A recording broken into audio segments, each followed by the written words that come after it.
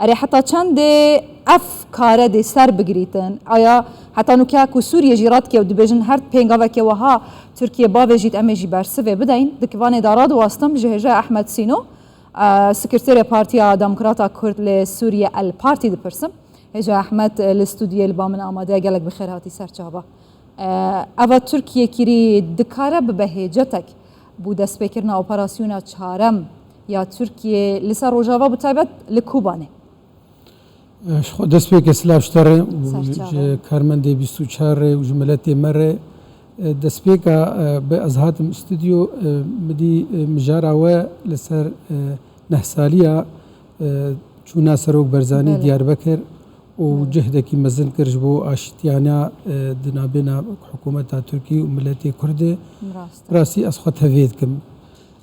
ئاشتیانە ئەو داخوازامەیە براستی بچەکداری و بکوشتنێ و بلێدانێ و ئەو بێتر مەسائل تعقید دبن فەچقاس مەرۆکارە بێ و مەرەل ئالیە سەلامێ بێ و ئالیە ئاشتیانە بێ ئەو یا ڕاستێ ئەس خۆ تەوی جهدێک و بەرزانی کریە خۆ تەوی جهدی دکەم بنسبەت پرساتە خۆ خوشکە دەلال مانە و حکوومەتە تورکی سەر زمانی ئەردۆگان پەکەکە تیهام دکە و ئەفکارە هاتی کردن ئێمە وەک حزبامە شخوا مؤسسات ئێمە حزبەکە سیاسینە ئەردۆگان ولۆ دوێژ و ئەڤێدی ترجی دەبێ ئەم دووری vê مەسئلێنێ لێ بمە وەک ڕەئیا پارتیامە کارێ ترۆریست کوشتنا خەلکێ سڤیل li ku bê li kîjan erdî bê li kîjan coğrafiyê bê li çi dewletê bi li Tirkî bi li xeyrî Tirkî bê em xwe şermezar dikin û em vî karî dibînin karekî terorist û em dijî vî karînê em bi aştiyane dixwazin qedaya hel bibin em xwe dibînin di nav kesê gobad dike aştiyane em xwe di nav wan dibînin ji xwe ew ê Türk wilo dibêjin û ev ê dîtir jî PKK û mifredatê xwe û ew ê dîtir dibe em ebeden dûrî vê meselênê em jî wek hizbeke siyasî براسي اف كارنا استخباراتنا او مؤسسات الجمانين ام ناس بكن حتى شي درجه كي كري وكي نكري او كري لي بكل الاحوال اما وك حزب ام شهر مزار دكن شي كاري ترورست لكوب باش اگر دست فکرنا اپراسیون کی ل دجی روجاوا به هجتا و تقین جالی پککی یا پگو پیاده هون چاواد نرخینن خوش دلال از دبیجم بهتری جاره که يعني أفكار هاتي كرن وحاضري جير كرنه لوضع سوري أخاك سوري ويوك وضعك نقر داي بدولتك كيف تنوي ونب مؤسسات كيف تنوي أدبجم لمبي كسك لازمه لمبي كسك جقلك أو لازمه حتى جو جهتك بخواز كارك دوي خاكيد بكب تايبت دبي روس أوكي بدن دبي أمريكان أوكي بدن يعني دبي ترك هاي يعني دبي عملية دبي هبه رأيته وك جاردن ده أوكيدن از دبي جم حتى وك إيروهين أوكي نهاتية هين جي كارني أورتاوان دهنه هين خلافات نابانا فان دولتي مزن دهنه مجو خاكا سوري بوي مشروعك ناف دولتي هر كس كو بخوازه جو مشروعك أو كي لبك دبي موافقة إدي ترهبه يعني بما رأيته بوشي دمل دست تركيا أفتهم تهابت السرية بجو بككي پیشی لیکولین وانین جدی در حق بویره تمام ببن. دبیجم افد اورتا پکک و ترکادش خودشتیوان بمنتیه یعنی برای خدانه هفدو و شرع هفدود کن بچکداری و بسیاسی و هر هوایی فافجی وقتا جو افل سروان بیجو افجی سروان دبیجم تشکی نورماله يعني سر هفدو او اتهامات وان او وان سر هفدو هنه وقو ترك وان اتهام دك او جوان اتهام دكن بقلك كارا اما وق مقوت ام وق حزبك سياسي ام بكاري اشتيان رنه ام حاله سياسي رنه ادبيجم شخوا و ترك بخوازه لخاكا سوري تشنابك و روز بخواز تشكي بك و معارضه و دبي افتفدت حسابات دبن ادبيجم هين او لمبيك هسك في نكتني ماشي رأياتها تقاصد اف تهمات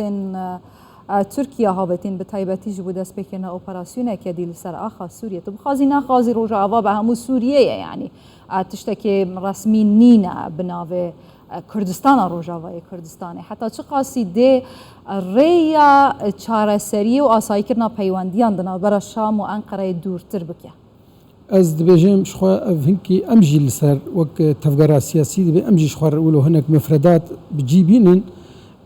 em perçakin ji Sûrî وأب برجيك وكرد السرجيانا خدر بازكن نتيجة اتفاقيات الناف دولة مزنده وك بريطانيا وك فرنسا او اتفاقيات سايكس بيكو جزء كردستاني بول الآلية السوري وام وك ملتي كرد ام لوجيانا خد كان بما دبي امجي كاركي بكن باتجاهي ام في حالة يعني ام نكفن كلها شعارات او ام نكن كفا انه مشاريع وقوتني قلو او ام تشلو كاربن في خلقا الخاكا سوري الجغرافيا السوري ام قضيه خو بهلن او جي نزيكي قضيه ما بفي دفرد ام حاجتي وك ناماك او مشروعك سياسي بنافي كردا ام قاربن تقديمك جفي خلكير ام بهلن اف خلق جي نزيكي ما بفن باشا رضا بريا خو سر دقال حكومه الشام بيواندين خو اسايكت از بخوا اف نظام اف حكومه ادبجم ام خوشاش نكن كس وق ما وقت تفقرا سياسي كردي ام في نظامي ناس ناكن نا دولتي هريمي نا دولتي وك امريكا وك كس وق ما وقت تفقرا سياسي في نظامي ناس ناكن تجربه ما في نظامي بينجي سال ام في نظامي ما قالك تشت باتجاهي انه ام قاربا وك لفقرك وك ديتنك وك نظام دائما دجي ما فهم ملتي كرد اتخوازم از نموناك بيجم يعني تشتا هري بتشوك انتخابات بلديات أنا يعني نا حتى مجلس الشعب إدارات محلي ومجلس البلديات يعني خورتني خدميا وكاري باجر بكن حتى دوردي كود قبول نذكرن وقائمة ظل درت خصن فأدبجم أف نظام قطعا بشكل كي بيجو ضغطك دولي بي ضامنك هذا أي تعامل في نظامي وينك في خدمة ملتيما وينك في خدمة قد يعني در حق مثلا كردان دقال روسان يعني شو جهلا كدن دقال أمريكانا برأيها لكيجان آلي نيزيك تربن جبو أفريفا بريات شوي بشتي شورشا سوريا جدستي وانا تشيتن يعني جخوتو دوزاني مثلا جريس بيتشو سريكانية شو عفرينية شو ويا شاف لكوبانية جبو كردان كيجان آلي باشترا والله بجيب آج كردار قل كي باش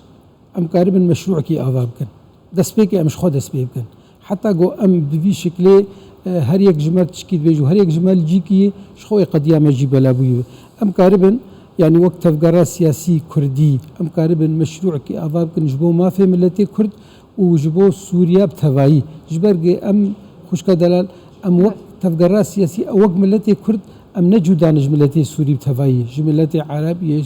أرمان فلا شركس أم لأوجها وقبول ذكن هي جاي أحمد أز بجمش خطاقو أم قاربا وحالة شيكن أو حالة إنه مقبول بكن بحاجة أم تشكي بيجن بحاجة بمشروعك عقلاني مشروعك نا نسر أستاكلو هما والله أجفي حزدكم نا واقعك هيد بهم تعاملي بير بكن أم جزء واقعي تجد بيجي يعني يك نقرتنا كردان لروجافاي كردستاني حتى چند ريفت كا جدستي وردان ولاتين در و حتى داگیر كرنا آخا كردان و جوار گرتنا واندا سالاتين كوبشتي شورشه چه بوين بله از بتر تماما ازيج ولود بيجم از بيجمش خو ام د تفقرا سياسي ده انها دو مشروعه هي للدفرامه مشروعك بياده ومفردات اخوه بنافي الامه الديمقراطيه وافي دي ترجي ام بنافي مشروع القومي ام الشغل وحقيقه يعني ام هاتنا دام زراندن جبو ما في ملتيما جبو خصوصيا ملتيما بباراستن ام هاتنا ام كتنا حركه وما